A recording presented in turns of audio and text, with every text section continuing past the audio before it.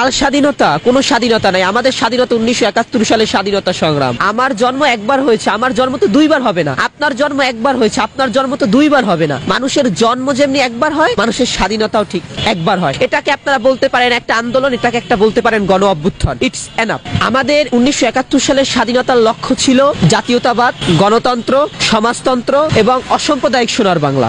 একটা মিছিল বের হয় মসজিদ থেকে, আর একটা মিছিল বের হয় মন্দির থেকে, মানে ধর্মীয় সংঘাতের পথে বাংলাদেশ। তাহলে আমরা কেমন বাংলাদেশ দেখতে চাচ্ছি আর কেমন বাংলাদেশ আমরা অদূরে পাবো, সেটা এখান থেকেই বোঝা যায়। অতএব আমাদের উচিত 71-এর স্বাধীনতা, সার্বভৌমত্ব, 71-এর শহীদদের যে একটি আশা ছিল, সেই কাঙ্ক্ষিত আশাকে পূরণ করাই হচ্ছে আমাদের সকলের একান্ত দায়িত্ব এবং কর্তব্য। 1952 সালে ভাষা আন্দোলন হয়েছে, 1969 সালে গণ অভ্যুত্থান হয়েছে। তাহলে আমরা 1969-এর গণ অভ্যুত্থানকে কেন স্বাধীনতা বলছি না, 71-কে কেন স্বাধীনতা বলছি? আমার কথা হচ্ছে 1969 সালে তো একটা গণ অভ্যুত্থান হয়েছিল, এরপর এরশাদ বিরোধী আন্দোলন হয়েছিল। সে হচ্ছে গণতন্ত্রের বিরুদ্ধে। সে সেনাবাহিনীকে ব্যবহার করে দীর্ঘ 9 বছর এই দেশের মানুষের রক্ত চুষে খেয়েছিল। তাহলে সেটা ছিল সবচেয়ে খারাপ এবং ভয়াবহ শাসন। তাহলে সেটাকে কেন আমরা স্বাধীনতা বলছি না? তাহলে এটাকে কেন আমরা স্বাধীনতা বলছি? আমাদের চিন্তা চেতনাকে 71-এর সাথে সামঞ্জস্য রেখে আমাদের কথা বলতে হবে। আমরা যদি 71-এর বিরুদ্ধে কথা বলি, তাহলে আমাদের শহীদেরা কষ্ট পাবে। আমাদের লক্ষ লক্ষ মা বোন যারা ইজ্জত দিয়েছে, লক্ষ ভাই বোন যারা রক্ত দিয়েছে, লক্ষ লক্ষ ভাই বোন যারা নিজেদের যৌবনকে দান করে দিয়েছে, তাদের আত্মা এবং তারা কষ্ট পাবে।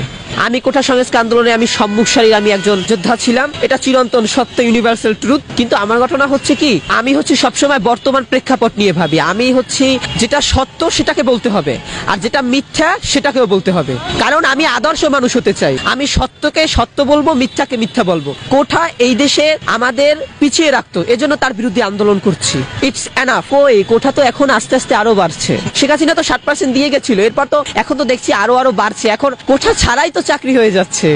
আমি তো ভাবছি যে আদর্শ মানুষ হয়েই ফুল স্টপ করবো, চাকরির দিকে আর ভাববো না। কারণ আমার তো আর ওই সেই ব্যাকগ্রাউন্ড নাই। যে সমন্বয়করা তারা বিভিন্ন জায়গায় আসামিকে ছাড়িয়েও আনছে, হাতিয়ায় আসামিকে ছাড়িয়ে আনছে, এমনও দৃষ্টান্ত দেখা গেছে। হয়তো টাকার বিনিময়ে, এটা তাদের ব্যক্তিগত ব্যাপার। তা না হলে তারা এতগুলো গাড়ি পেলো কোথায়, বাড়ি পেলো কোথায়, আমি এগুলো কিছু ভেবে পাচ্ছি না। আমি ভাবছিলাম কি জানেন, যে এই দেশে প্রত্যেকটা যোদ্ধাই হচ্ছে মাওলানা ভাসানী হবে।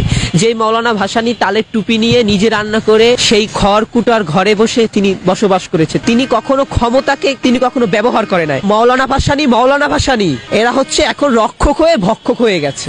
রক্ষক এখন ভক্ষক। কোঠার জায়গায় কোঠা রইল, আর আমাদের জীবন, আমাদের শ্রম, আমাদের রক্ত সবকিছু পানি হয়ে গেল। 1971 সালে 7ই মার্চে যে বঙ্গবন্ধু শেখ মুজিবুর রহমান যে একটি ভাষণ দিয়েছে, বিশ্ব সারা জাগানো ভাষণ, এবং আমরা যেটাকে বলি সম্মোহনী নেতা, মানে 7ই মার্চের যে ভাষণটা, আমি পুরান ঢাকার ঐতিহ্যবাহী